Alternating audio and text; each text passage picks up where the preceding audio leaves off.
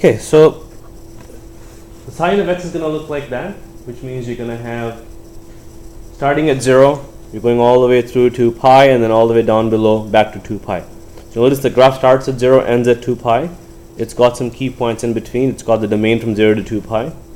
The range is between 1 and -1. The x-intercepts happen to be at 0 pi and 2 pi. It's got a y-intercept of 0. Okay. Similarly, if we take a look at the next one, for cosine of x. So cosine of x will look like that. Right, again, your graph this time is going to start at 1. It's going to end at 1. It's still going to have a domain of 0 to 2 pi. It's going to have a range of -1 to 1. It's going to have the y-intercepts of 1 and x-intercepts at pi and 3 pi over 2. And lastly, tangent of x.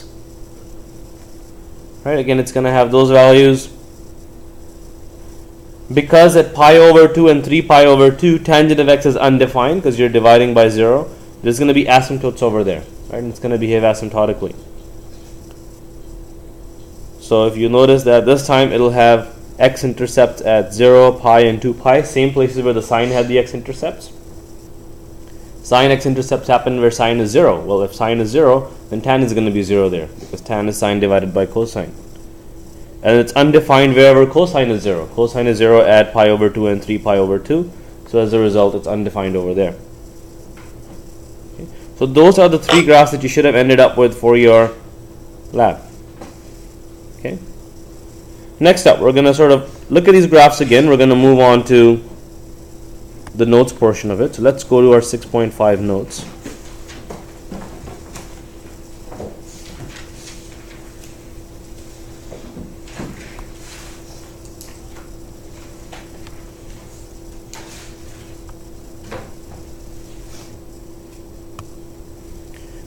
So again, we're looking at the different trig functions. I'm going to go over the sine function one more time.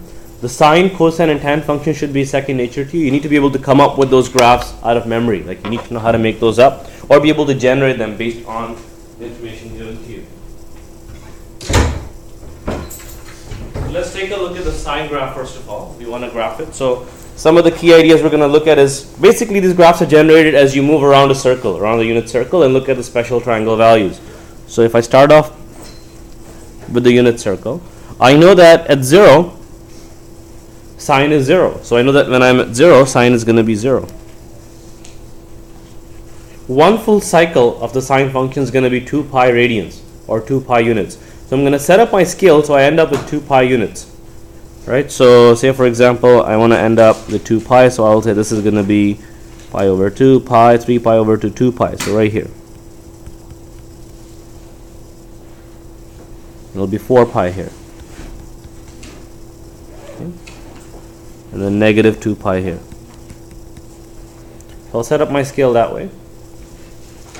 If I look at the unit circle going around, started off at 0. As I go to 90 or pi over 2, what's the value of sine at pi over 2? Sine of pi over 2 is 1. Right? So again, let me just set up my scale. This is 2 pi, half of that's going to be pi. Half of that's going to be pi over 2. So I'm going up by chunks of pi over 2. So pi over 2 pi, 3 pi over 2, 2 pi. Add another pi over 2 is going to give you 5 pi over 2. 6 pi over 2, which reduces to 3 pi. And then 7 pi over 2. Right, so that's your scale factor there. So at 0, sine is 0. At pi over 2, sine ends up being 1. I'll label this 1, -1, -2, and 2. So sine at pi over 2 is 1. I have another point up here. What happens to sine as you reach pi units?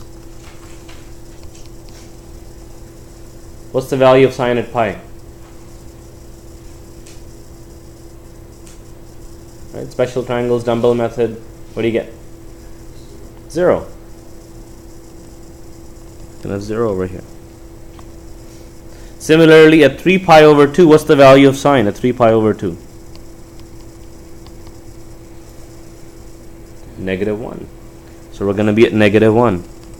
And then lastly, as you reach 2 pi again, the value is going to be 0. So what you'll notice is you end up getting this wave sort of function.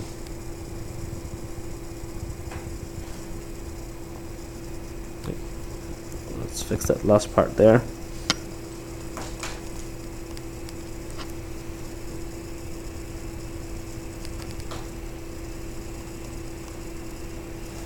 You're going to get that wave. You can pick more points in between like we did, pi over 4, pi over 3, but really those are the 4 key points you really need to come up with this graph, right? Just your special triangles and just your boundary.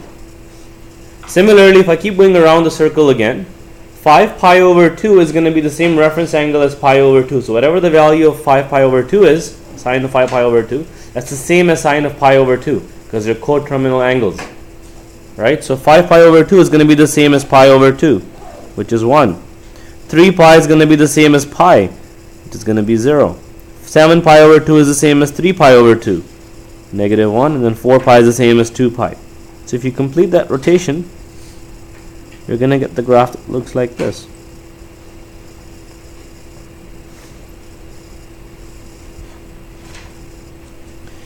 Similarly, in the negative domain, 2 pi is 0, so negative 2 pi is also going to be 0 in the opposite direction.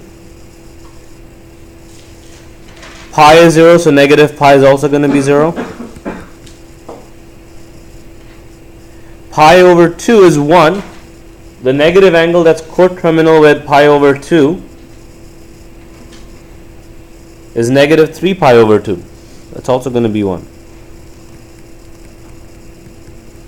And similarly, 3 pi over 2 is coterminal with negative pi over 2. And that one's going to end up being negative 1. So again, if you complete the graph, you're going to get this repeating wave function. This keeps on going. This is your y equals sine of theta graph, right? It's going to keep on going. It will repeat every 2 pi units later. So you'll notice the function repeats itself over an interval. So we call this function periodic. And the interval over which it repeats itself is called its period.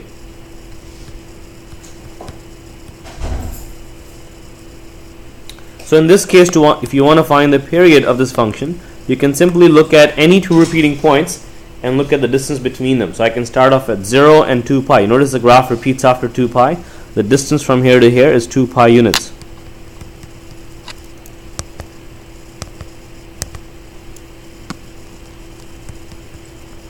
And that would be the period. Right, you could also look at any of these 2 points. This point is repeating right here. If you count the distance between that, it will be 2 pi again. Any 2 repeating units or 2 repeating points on there, find them, the distance between them will be the period. In this case, it happens to be 2 pi. The next thing is the amplitude. The amplitude is the distance between the center of the graph to the top or to the bottom, right? So from, say for example, I want to look at the amplitude here. So distance from here to here, that would be the amplitude. How high or how low a graph goes.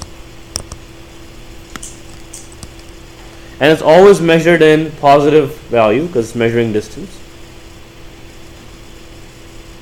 So what would you say the amplitude here is? 1. Right? The distance from the center to the top is 1. Similarly, distance from the center to the bottom is also 1. So the formula we can use to figure that out is the max value minus the min value divided by 2. So we're taking the average of the max and the min.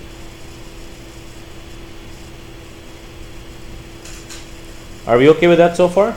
Okay, some of the terms that we need to use for trig functions. Let's look at the cosine graph again.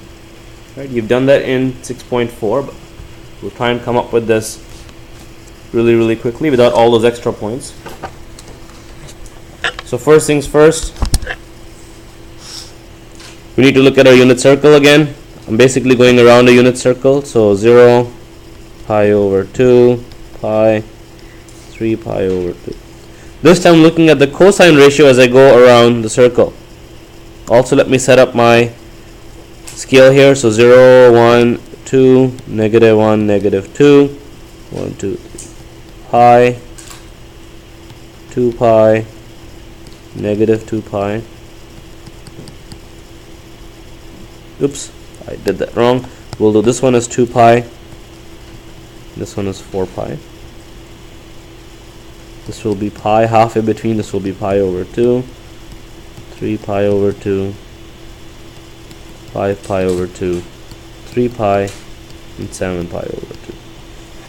I just like going up by fractions.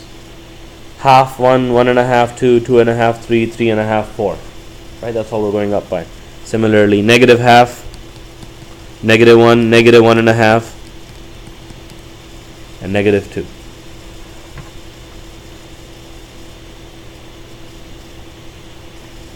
Now that I've got that scale factor set up, I'm going to go ahead and look at this graph as I go around the unit circle.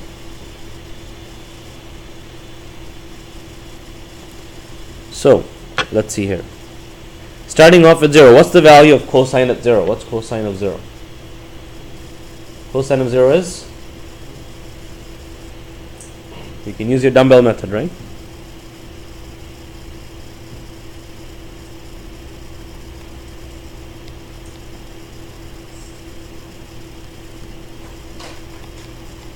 So cosine at 0 is going to be 1. So cosine is 1. So when we're at 0, cosine is 1. As we go around the unit circle, what's the value of cosine at pi over 2? 0. So cosine is going to be 0. What's the value of cosine at at pi? Negative 1. What's the value of cosine at 3 pi over 2? 0 again. And then lastly, value of cosine at pi or 2 pi? 1.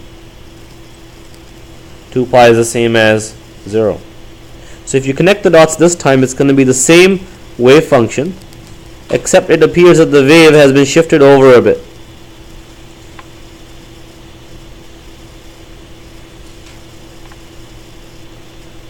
Similarly, if you're going to continue this on, 5 pi over 2 is coterminal with pi over 2, so it's going to end up at 0 again. 3 pi is coterminal with pi, it's going to be negative 1. 7 pi over 2 is coterminal with 3 pi over 2, it's 0. And lastly, 4 pi is coterminal with 2 pi, it's 1. So you can continue on that pattern.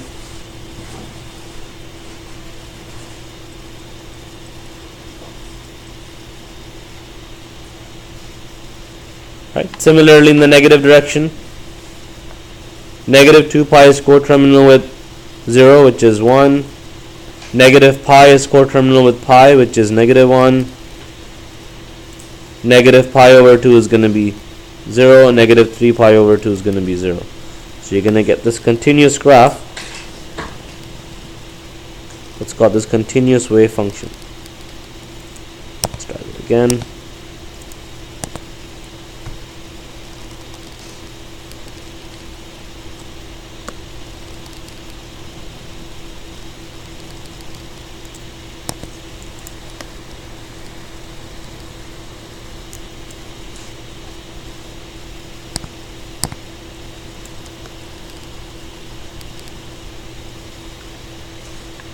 Okay, so that's our cosine function. Some of the properties of cosine function starts at 0, 1, ends at 2 pi 1.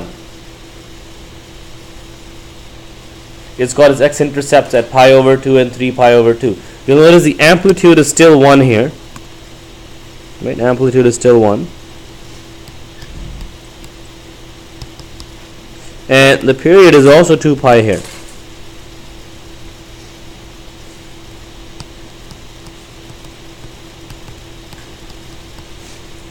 Period is 2 pi.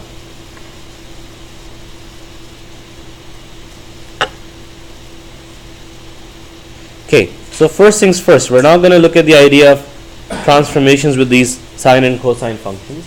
So we're going to make some predictions, and then we're going to use a graphing calculator to compare our graphs, and then we're just going to copy those graphs over onto this worksheet here so we can just kind of make a note of that.